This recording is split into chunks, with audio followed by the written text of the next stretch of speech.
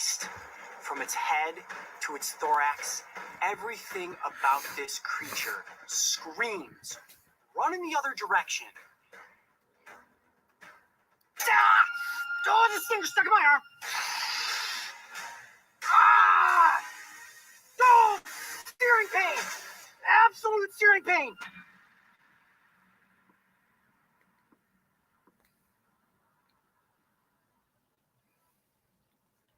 Stand by. Stand by. Coyote, breaking news here. Yep. Action. Murder hornets? This is breaking news. Welcome to the Brave Wilderness News Network. I'm your host, Coyote Peterson. And unless you've been living on the moon for the past 5 days, I'm sure you've also seen the headline that's been sweeping the nation. Murder hornets and their invasion here in America. Well, guys, I gotta tell you, murder hornets are not going to invade America. What I'm going to do now is answer 10 of the most asked questions that have been coming in through the social media feeds. We're going to address whether or not these hornets are going to show up, what exactly a murder hornet is, and whether or not you truly need to be afraid of these seemingly terrifying creatures. So you guys are ready? Here we go. Question number 1. What is a murder hornet? Well, first of all, the term murder hornet was just created by the media to evoke fear in the public. There is no such thing as a murder hornet, and there is not any hornet species that is going to murder humans, so to speak. What they are scientifically known as is Asian giant hornets. Now, you guys saw me stung by something known as the Japanese giant hornet in 2018, and that is one of the world's largest Asian hornet species. There are multiple subspecies, and the one that showed up in the Pacific Northwest is an Asian hornet of some sort, but that does not mean that there is an outbreak of these insects that are about to take over the U.S. Question number 2, how big are they? Well, given their name, giant hornets, they're really big. In fact, most of the largest species measure close to 2 inches in length with a 3-inch wingspan. In Japan, they refer to the Japanese giant hornet as the great sparrow bird. This is because the insect is so large, it resembles a bird when it's flying through the air. In fact, they're so loud, it almost sounds like an Apache helicopter is getting ready to land if one flies by you. So trust me, you're going to hear it far before you see it coming. Question number 3, how did they get here? Well, first of all, let's not use the term they. Thus far, we have a single individual that has been found, and keep in mind, it was also dead, which means it's not going to be reproducing. And it didn't just get here on its own. A hornet like that cannot fly all the way across the ocean and end up in the United States. That is physically impossible. The animal would have exhausted itself, died, and fallen into the ocean far before it made landfall. The way that it likely got here was on a cargo ship. This is one way that a lot of invasive species end up on our soil. They stow away on a boat. Once the boat docks, it realizes it's on land, it escapes the boat, and lo and behold, it's out there in the environment for us humans here in the United States to encounter. So that is likely how this hornet ended up in the Pacific Northwest. Question number 4, how many are here now?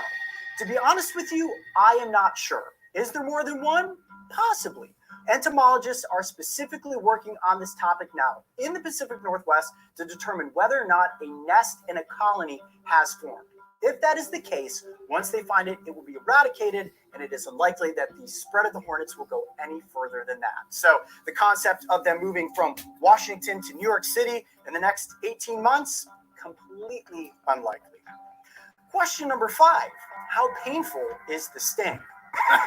Second most painful insect sting in the world, according to Coyote Peterson. The pain is excruciating. It feels like someone has shoved a red-hot poker into your arm and does not remove it for close to 6 hours. After I was stung, my arm had swollen up to nearly twice its original size, and I was in intense pain for almost 36 hours. Trust me, it is not something you want to get stung by. But also keep in mind, it is only the second most painful sting. The most painful sting goes to the true king, the executioner wasp. Trust me, you don't want to be stung by that one either.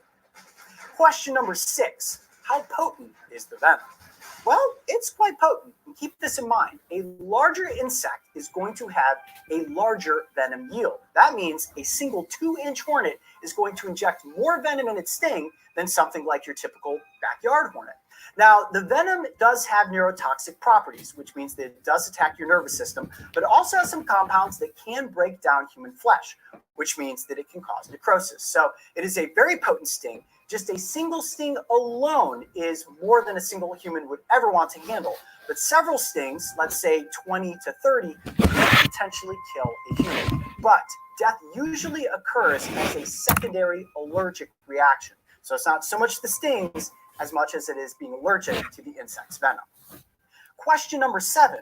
Will the giant hornet sting me for no reason? No. These hornets will not sting unless provoked. And by provoked, I mean if you try to catch, try to kill, or try to spray one of these creatures with an insecticide. Just like all hornets and wasps, if they feel threatened, they will attack. Now, a single hornet is likely to just leave you alone. If you accidentally stumble upon a nest and disturb it, that is how you get swarmed, and that is the worst case scenario that hopefully none of us will ever have to deal with. Question number 8. Who needs to be afraid? Honestly, nobody. Nobody that's human, that is. Now, beekeepers definitely need to be aware because it's the bees that do need to fear the hornets, specifically European honeybees, because they have not yet evolved to a state where they are capable of forming a defense against these hornets' attack. What the hornets will do is come in and decimate an entire colony. By stinging and decapitating all the worker bees, they work their way in, eventually kill the queen, and then they eat all of the larvae. Now, Asian honeybee species have worked out a way through evolution to create a defense against giant hornets. They will form something known as a bee ball, where they will surround a single hornet, beat their wings as fast as they can, and raise that hornet's body temperature to the point where essentially they cook it. However, European honeybees have not figured out how to do this yet, which means if giant hornets did become a stronghold here in the United States, beekeepers would definitely need to try to protect their colonies from these hornets. The biggest threat is that the hornets would come in and wipe out our honeybees. Question number 9, what should I do if I see one of these hornets? Well, you definitely don't want to approach it. You definitely don't want to provoke it, and you don't want to try to catch it or kill it. If you can, from a safe distance, get a photograph. Verifying the species identification is the most important thing we can do right now. Take that information and provide it to your local Fish and Wildlife Department. They can help you properly identify the species, and then they will get in touch with entomologists that can come out into your area and determine whether or not there is a hive or colony that has taken root in an area near you. Question number 10. Is the hype real? Are giant hornets going to invade America? To be honest, I would say it's very unlikely. Even if a colony has established itself in the Pacific Northwest, entomologists are going to track it down and destroy it long before the hornets are going to spread from Washington clear across to New York. I'm so confident in saying that I would come out of sting retirement and get stung by one if it was here in the United States. That's right. Coyote Peterson is coming out of sting retirement. Print the headline. You heard me right. No, that is not what I'm saying. I'm not coming out of sting retirement. See, this is how things get out of control in the media. It is all hype. What I'm saying is that your odds of being swarmed, let alone stung by giant hornets this summer, is virtually impossible, which means head out, enjoy your picnics. You are not going to be running into giant man-eating hornets. I'm Coyote Peterson. Be brave. Stay wild. We'll see you on the next adventure.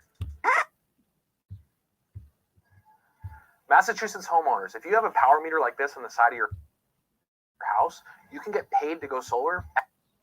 Hey everyone, this is going to be a pretty different video from what I normally post. If you're from the Flat Earth realm, you know what this is about.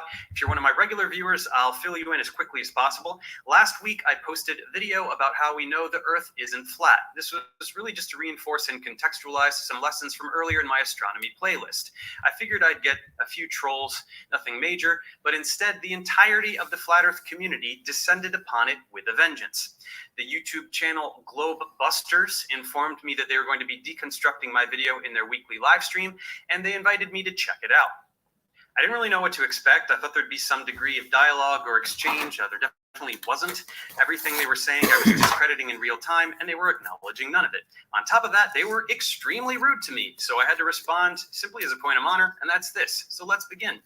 I'll start with the only valid criticism you had of me, and that is that I misrepresented your model and didn't research it enough. You're right. I didn't look up almost anything you believe. But now that you've told me so many of the things that you do believe, even better, let's go through how all of them are wrong. Since I botched your model so horribly, let's go straight to yours. This is the one you showed me to explain the seasons. It attempts to account for the temperature differential throughout the year, but I'm sorry, it's not compatible with observation. Here's why. These are the two tropics. I don't know what you think these circumferences are, but it's safe to say that this one is smaller than this one. If that's the case, one of two things must be true. Option 1, this object maneuvers the inner path in a shorter amount of time than it maneuvers the outer path, which would make summer shorter than winter. It's not. Option 2, it moves much slower up here and much faster down here so that all of the circles take the same amount of time. That would mean the sun moves through the sky at different speeds throughout the year. It doesn't. So sorry, this model doesn't work. Now let's go to the one you showed me for night and day. We all know that precisely half the Earth is experiencing day and the other half is experiencing night at any given time. So your model must reflect that, and this one does, but at the cost of being even remotely reasonable. You've got the sun illuminating half this surface with an arbitrary and rigidly straight line down the middle. How does this work? How does light leave this object and travel one distance to stop here and travel some totally different distance to stop over here? You guys love to talk about refraction and such things, so please explain how that works. And that's not the only problem. Here, you've got the sun and moon always opposite each other. Well, sometimes we can see the sun and moon at the same time. How does that work? What is an eclipse? When in this model does the moon get under the sun to block it? How do they get on opposite sides of the Earth for a lunar eclipse? If the sun is very, very close and is also the source of all our heat, why doesn't it get hotter when you go up towards it in elevation? None of it works. We've barely even started, but let's review. We are trying to explain just two phenomena, seasons and night and day. To do this, you have two different models, both of which are incompatible with observation, but furthermore, they are incompatible with each other. Why can't you even attempt to explain both of these phenomena at the same time? Going back to your day and night model, it's weird because you said that the sun moves between the tropics. Why isn't that shown here? Because if you did show that, you'd also have to change something about how far the light reaches, which would make this already absurd graphic even more absurd. Then, if we go back to the one for the seasons, why can't you show the dark half and light half while showing this? It's deliberately not shown because it would be obviously inconsistent. Therein lies the problem with the flat Earth model. You don't have one. You can't even explain two phenomena with the same model. The globe model has no problem doing this. This ball spins, so the half facing the sun is day and the other half is night. As it goes around the sun, the hemisphere receiving more direct sunlight experiences summer. The one with less experiences winter. That's right, sorry to burst your bubble, it doesn't correlate with the distance from the sun. Sunlight shining directly on the ground, more energy per square mile, hotter. Sunlight at an angle to the ground, same amount of energy distributed around a greater area, cooler. And there it is. Both the seasons and day and night are explained immaculately and, go figure, simultaneously. Honestly, I could stop right here. If you were to respond to this with anything other than a model that can explain at least those first two observations simultaneously, your viewers should find that very indicative of the fact that you don't have one. But while we're here, let's go through a few dozen more key points. Given that we're on the subject of models, let's hit the one you use for your explanation of the Coriolis effect. You can kind of draw a clockwise orbit, Bob, in the middle there. And you can see how that this would cause, there you go, the sun and moon are moving in this, and, they're diamagnetic and pushing water, causing tides. And then you've also got these winds that and storms that would, have to be what the sun and moon would cause. Would have to be? How? You haven't explained anything. So the sun pushes water to get the air currents, and the moon pulls water to get the tides? Also, does the sun push the atmosphere in one direction to the right and magically in the other direction to the left? What about storm rotation, which is what this whole thing was about? You've made no attempt to even put the sun and moon in there and physically explain anything. You just say words relating to electromagnetism and hand wave it away. No, Dave, we're not trying to claim that it's all caused by magnetism. My God, you extrapolate stuff that is just utterly ridiculous. We never said that. And they are electromagnetic phenomenon, like we have been claiming for a long time. Electromagnetic, like we have been claiming for a long time. And another thing here, guys, even if we grant you this magnetic magic that you're looking for, it's still inconsistent with your model. Here's why. The line going through the middle of the screen, if you picture the sun traveling from the right side of the screen to the left, it would create those same wind patterns above and below it. Sorry, didn't you say that the sun moves from tropic to tropic? In that case, the boundary that divides the direction of storm rotation would also move from tropic to tropic. It doesn't. Storm rotation doesn't vary by the time of year. Also, why wouldn't compasses follow the sun through the sky? Also, why wouldn't storms speed up during the day while near the sun and slow down at night when the sun is away? Also, if you're claiming these southern winds are so incredibly fast, how is that possible if they're the furthest away from the source of the effect? None of it makes sense. In actuality, the Coriolis effect is just the result of basic physics relating to rotating bodies. That's why the equator is the dividing line. Pretty simple, don't you think? Which makes a whole lot more sense than the Coriolis effect, being the reason in the heliocentric on the ball Earth for storms going in opposite sides of the equator. In fact, that is just silly when you think about that. That makes no sense whatsoever. It's ridiculous. No. Wow, very convincing counter-argument. Let's move on. Astronomy and astrophysics and all of that, Dave, these aren't even real sciences, okay? Now, you obviously are going to claim that they are, but the reason that they're not real sciences is because the only thing that you can do is observe them. You cannot test them. You cannot do anything to be interactive with them. You cannot generate hypotheses or experiments or anything like that. All you can do is simply observe. Sorry, guys, that's dead wrong. There are hundreds of examples I could choose, but I'll use this one. In the 19th century, we noticed irregularities in the orbit of Uranus.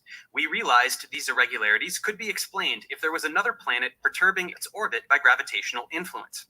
We did some math and predicted that there should be another planet in a particular place.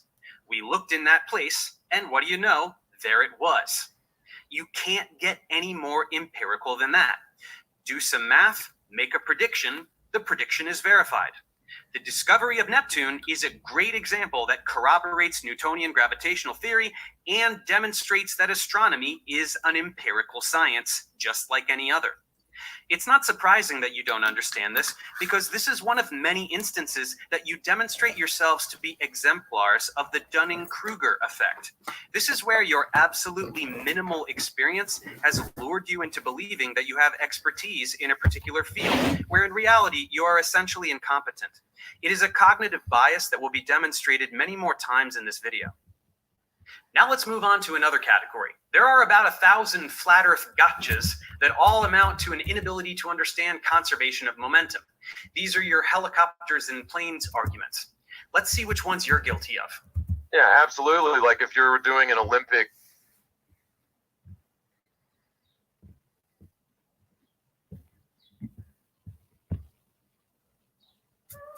Breaking news, are the deep state coup plotters sending messages over social media? We have some very cryptic tweets that people are tying in with adrenochrome, underground UFO activity. Well, that's me, but it's creepy because there's like pyramids and underground stuff, and then there's also some adrenochrome linked stuff. So what are these guys doing? Are the deep state coup plotters tweeting out cryptic messages? Or are they just buffoons? Check out this. We have some tweets to go over, and it looks like some sort of signaling. Look at this is what the article says. Are deep state actors trying to communicate with each other through cryptic messages on social media? It kind of looks that way. Over this past weekend, former and now disgraced and fired FBI Director James Comey tweeted out an unusual tweet on Twitter. James Comey, comforting sign of spring in our garden. So he tweets out a flower. The rose petals. People were saying adrenochrome. The rose petals. The rose petals are, there's like new adrenochrome sources. Is that what he's saying? I'm not sure. This is not the first gooey tweet by Comey. In late March, he had a few creepy tweets. So this is all over the news about the armed Texas SWAT team raid on Daddy Zane's bar in West Odessa in Texas, breaking the state orders and reopening Daddy Zane's, just a woman trying to run her bar. 8 people arrested. Well, it goes on to say James Comey. Look at this. Now, this is really crazy because I told you about my dream with the step pyramid. Well, he tweeted out a picture of a step pyramid, which is really creepy. I'm like, oh, wow. Look at it. And it's out in the middle of nowhere. 5 by 5. Look at it. 1, 2, 3, 4, 5. 5, 5, 5, 5, 5.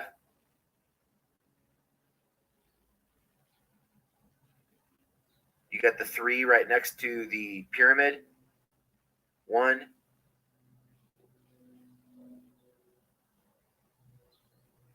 So this is camel up. Oh, it's camel cup. I got you, camel cup. So this is from James Comey. He's tweeting out the step pyramid, the camel cup, and then this is what he says. He says, what is this guy up to? Oh, no, this is what he says. I don't know whether the game is called Camel Cup or Camel Up, but either way, I lost. So this is James Comey tweeting out this picture.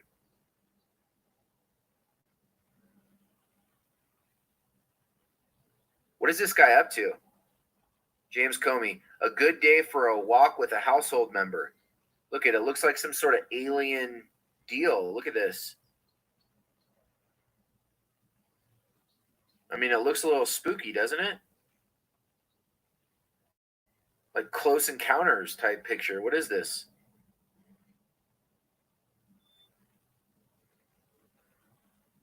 James Comey is tweeting out little Close Encounters pictures.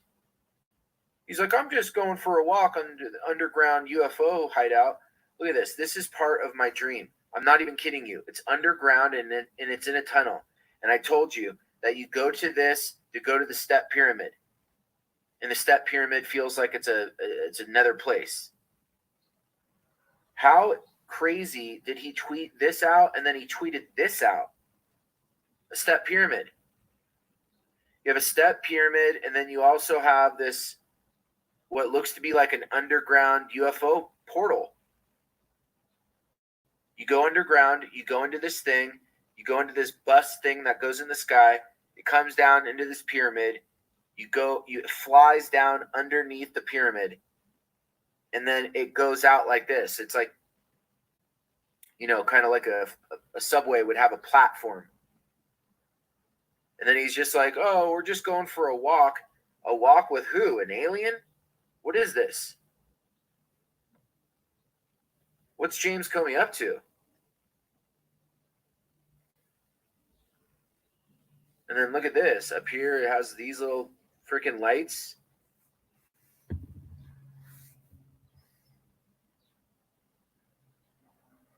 Little underground rendezvous with some sort of UFO presence. Did I take that already? Here's another creepy one. James Comey says, still spring comes. Nope, no, he does not say that. He says, spring still comes. And yes, I use portrait mode. And then you have these alien looking like succubuses all over the tree. Some sort of flower virus. I'm not sure. But look at, they're all over the wood here. Some sort of succubus action going on.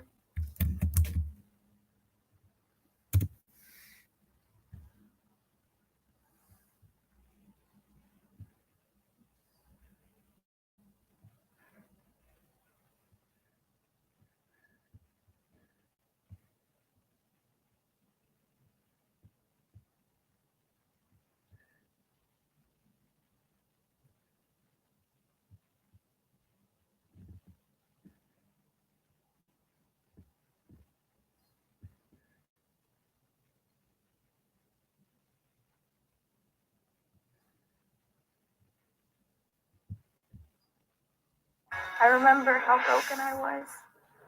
I'd cry myself to sleep. I pray that somehow some miracle would get me out of this situation. A girl's story of abuse and betrayal by a person she should have been able to trust more than anyone. Tonight, she talks to On Your Side. As a Caldwell man sits behind bars sentenced to life for sexually abusing his adopted daughter, his victim shares her story to help others. For that reason, it's an important story to tell, but some of the details may be difficult for viewers to hear. Lauren Johnson interviewed the victim, and she is joining us on set with this On Your Side story. Lauren, this has been a tough one.